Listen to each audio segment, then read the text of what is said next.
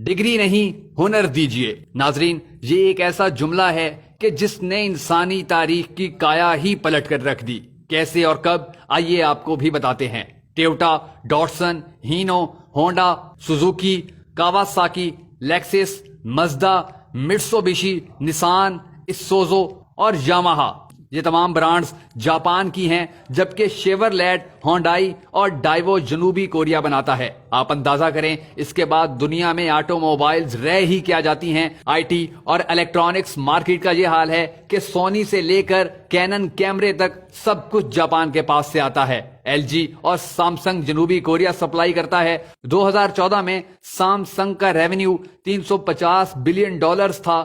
ایسر لیپ top Taiwan بنا کر بھیجتا ہے، جبکہ ویتنام جیسا ملک بھی ویتنام ہیلی کاپٹرز کارپوریشن کے نام سے اپنے ہیلی کاپٹرز اور جہاز بنا رہا ہے۔ محض ہوا، دھوپ اور پانی رکھنے والا سنگاپور ساری دنیا کی آنکھوں کو خیرہ کر رہا ہے، اور کیلیفورنیا میں تعمیر ہونے والا ہسپتال بھی چین سے اپنے آلات منگوا رہا ہے۔ خدا کو یاد کرنے کے لیے تسبیح اور جائے نماز تک ہم خدا کو نہ ماننے والوں سے خریدنے پر مجبور ہیں۔ دنیا کے تعلیمی نظاموں میں پہلے نمبر پر فن لینڈ، جبکہ دوسرے نمبر پر جاپان اور تیسرے نمبر پر جنوبی کوریا ہے۔ انہوں نے اپنی نئی نسل کو ڈگریوں کے پیچھے بھگانے کے بجائے انہیں ٹیکنیکل کرنا شروع کر دیا ہے۔ آپ کو سب سے زیادہ ایلیمنٹری سکولز انہی تمام ممالک میں نظر آئیں گے۔ وہ اپنے بچوں کا وقت کلاس رومز میں بورڈز کے سامنے ضائع کرنے کے بجائے حقائق کی دنیا میں لے جاتے ہیں۔ ایک بہت بڑا ووکیشنل انسٹیٹیوٹ اس وقت سنگاپور میں واقع ہے، اور وہاں بچوں کا صرف 20% وقت کلاس میں گزرتا ہے۔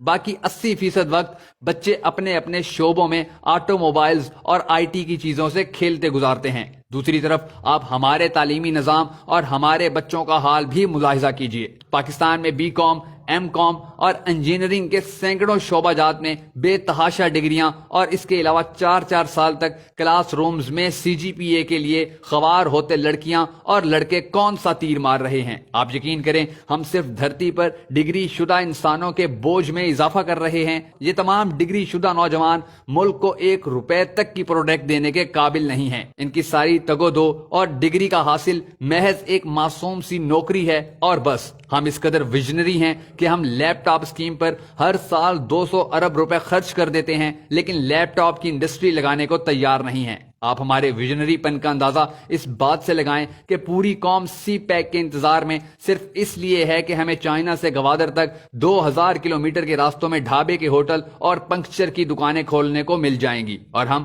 ٹول ٹیکس لے کر بل گیٹس بن جائیں گے۔ اوپر سے لے کر نیچے تک کوئی بھی ٹیکنالوجی ٹرانسفر کروانے میں دلچسپی نہیں رکھتا۔ آپ فلپائن کی مثال لے لیں۔ فلپائن نے پورے ملک میں ہوٹل مینجمنٹ اینڈ ہاسپٹیلٹی کے شعبے کو ترقی دی ہے، اپنے نوجوانوں کو ڈپلوما کورسز کروائے، اور دنیا میں سب سے زیادہ ڈیمانڈ فلپائن کے سیلز مینز اور فیمیل ویٹرز کی ہے۔ حتیٰ کہ ہمارا دشمن بھارت تک ان تمام شعبوں میں بہت آگے جا چکا ہے۔ آئی ٹی انڈسٹری میں سب سے زیادہ نوجوان ساری دنیا میں بھارت سے جاتے ہیں، جبکہ آپ کو دنیا کے تقریباً ہر ملک میں بڑی تعداد میں بھارتی لڑکے اور لڑکیاں سیلز مینز، ویٹرز اور اسی طرح کے دوسرے شعبوں میں کام کرتے نظر آتے ہیں۔ پروفیشنل ہونے کی وجہ سے ان کی تنخواہیں بھی پاکستانیوں کے مقابلے میں 10 گنا زیادہ ہوتی ہیں، اور دوسری طرف لے دے کر ایک مری ہی ہمارے لیے ناسور بن چکا ہے، جہاں کے لوگوں کو سیاحوں کی عزت تک کرنا نہیں آتی۔ چینی کہاوت ہے کہ اگر تم کسی کی مدد کرنا چاہتے ہو تو اس کو مچھلی دینے کے بجائے مچھلی پکڑنا سکھا دو۔